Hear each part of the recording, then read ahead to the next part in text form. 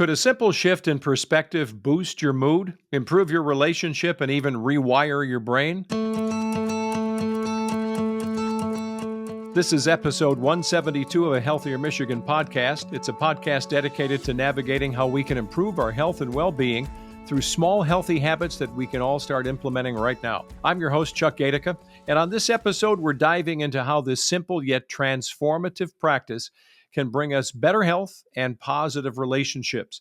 With us today is the Vice President of Clinical Partnerships and Associate CMO for Blue Cross Blue Shield of Michigan, Dr. Amy Maluski. Good to see you, Doctor. Good to see you, Chuck. Thanks so much. You know, in a world that can often feel overwhelming at times, this practice of gratitude can offer powerful counterbalance to all of that, inviting us to slow down, I think, appreciate the good in our lives from everything from the time you wake up until you go to bed. And from relieving stress to lessening anxiety, many studies, science shows that gratitude has far-reaching benefits for our overall well-being. But the questions are many. One of them is, how exactly can we approach practicing gratitude to positively impact our health and relationships? Yeah, Chuck, it's a great question. And, as you mentioned, there are many studies out there that show that practicing gratitude can improve your overall health and well-being. And in the ways that we practice it, just like anything else that we do in our life, from exercise to diet, it's really about being very intentional and incorporating this practice routinely throughout your life. Mental wellness shows, the studies around mental wellness and improving mental wellness really looked at people who did this 15 minutes a day, 5 days a week for 6 weeks, and found that it improved their mental well-being. And, it really can be simple as, I'm just thankful for the breath I've got in me today, right? I mean, if you start to analyze what you could be grateful for, you could stack these things up in every day, and yet so many of us just kind of fly right past that, don't we? Absolutely. I think sometimes we pause and we take in, like when there are really big things, like, hey, I'm grateful for that job promotion. But really, it can be as simple as, I'm grateful that I woke up and the sun is shining this morning, or I'm really grateful for that warm cup of coffee, or I really enjoy my tea, and I'm really grateful for that time that I have every morning with my cup of tea. I mean, it can be very simple things, and sometimes that's the best place to start. So if we regularly practice this idea of gratitude, even if we have a journal, maybe, how does that directly affect mental health and emotional resilience? Yeah, it's a great question. So there are like many studies out there that have shown this kind of impact of, correlation of less stress when you practice gratitude. It actually can do things like reduce your heart rate and synchronize your breathing. It can impact the stress hormones in your body that are linked to heart disease. It can lessen anxiety and depression when it's done over time. So just a myriad of benefits that are all interconnected. So the idea that this can really extend out to your physical health is something we should be paying attention to, because what you're talking about, some of that stuff you could track. If you're somebody that's got hypertension, or you see your blood pressure goes up because you've got a home cuff, you likely could literally watch it come down if you start to practice some gratitude, right? You could literally see the difference. Yes, one of the really interesting studies that was done out there actually showed that people that were writing things down and routinely practicing gratitude journaling, they were found to have a lower diastolic blood pressure when done over time. And it was very, very significant in the studies. So it absolutely, through all of the things, by decreasing stress and things like that, it can impact your physical health in things like lowering your blood pressure, which we know is linked to heart disease. Yeah, that's really great stuff. And there's a theory that's out there, and you can tell us if it's gone a little beyond theory. It's called find, remind, and bind theory, and it suggests that gratitude strengthens relationships. Can you explain how expressing gratitude can actually deepen connections with loved ones? Yeah, this has been done in some of the social science research, and they've looked at gratitude as being really linked into our own like evolutionary ways that societies develop and relationships develop, that when people practice gratitude, it signals that to others. So if I'm practicing gratitude and I have a receptive partner on the other side and I'm saying, I'm grateful for the things that you're doing, that strengthens that bond and that relationship over time. And so it really is important for societies and for relationships in that theory as well. And it seems too that that idea for some people, expressing this idea to another person can feel awkward, or it's just not the way you're wired, right? You're just not going to be that person that says, "Here's why I'm grateful." But yet, in the small things, leaving somebody's coffee pot out, getting ready for something else, doing things can often show this idea that I'm grateful for you as my spouse, as a child in the house, right? You can actually show it in other ways besides articulating it if you're not wired that way. Yeah, absolutely. I mean, acts of service and doing things for other people is one way to show gratitude. Another thing, as I was reading and prepping for this, that I thought was really interesting was, we go through the day and many of us are taught to say thank you, but we do it so automatically. Just slowing yourself down and being a little more mindful, like, thank you for doing that for me and being really mindful, then you are starting to contract the benefits of gratitude as well, as opposed to that automated, oh, thank you, really slowing yourself down and just saying, thank you for taking care of that for me. And really absorbing that as you go through your day can also be another way of practicing gratitude. I have to admit to you, I'm not really good at what I'm about to say, but I've been trying to place this into my habits now. So I may go to a fast food place, right? I'm in line, somebody's building the burrito. And I picked this up by watching a few other people do it. So I'm trying to make it part of my routine is to say to someone at that appropriate moment, I appreciate you. It's a little different than thank you. It seems to be a little deeper, and oftentimes I've noticed, because I'm still experimenting with it, I'm trying to make it not inappropriate, and at the same time I'm watching aha moments go off where they'll raise their hand and be like, well, that's a different deal. That's a different response. I couldn't agree with you more. And you see it when you say that to someone during their day, you're going through, oftentimes people don't hear it. Oftentimes they're hearing complaints throughout the day or they're getting yelled at, people who are in the service industry. And when you stop for a minute and just say, I really appreciate what you're doing, you can see somebody, it can change their whole demeanor.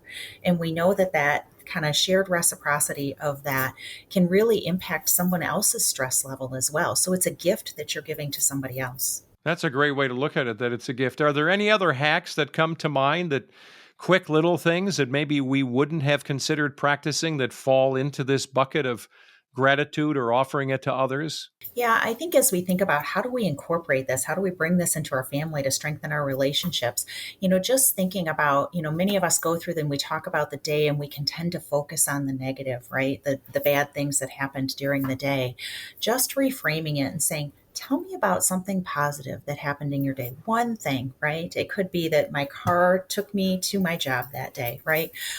It really is this kind of reframing your mind around the events of your day can really be helpful. And then you can incorporate that, whether it's dinner time or in a discussion with your kids at the end of the day, and teaching them that habit as well. So, do you find, not just at this time of the year, but there are people that may be struggling with grief at any time of the year, or anxiety or depression, and you don't want to make this a fake thing where you're just searching for things to be grateful for? But how do we do this where, if you are someone who's struggling with feeling grateful, especially during a blue period, what advice do you give someone to try to break out of that so they can see the light? Yeah, this is as you mentioned, we're coming into a tough season in the holidays for a lot of people.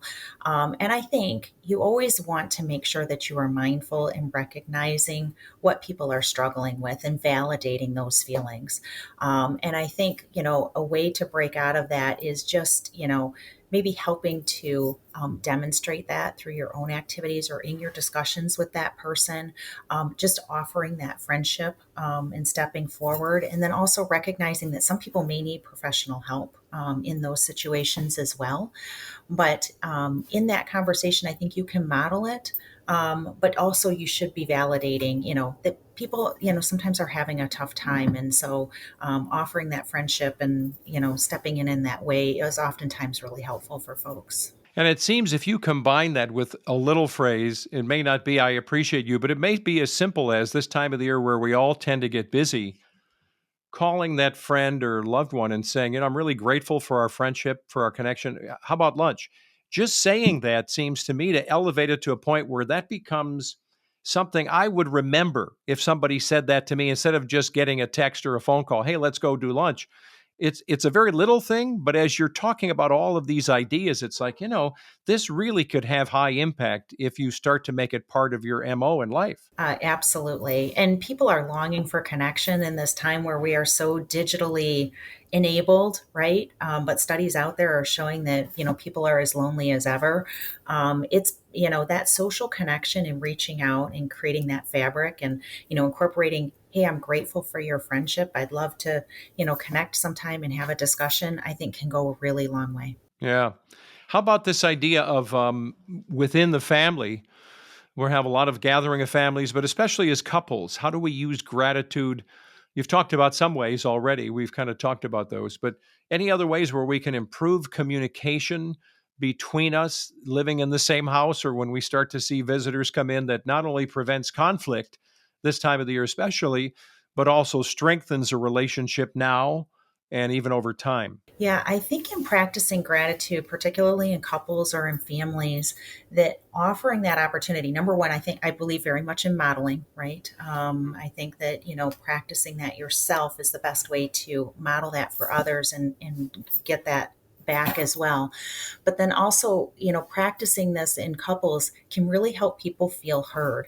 And maybe trying to elicit that, like that question that I mentioned earlier. And I have a very good friend who does this to me. I'll be like, oh, this happened, that happened.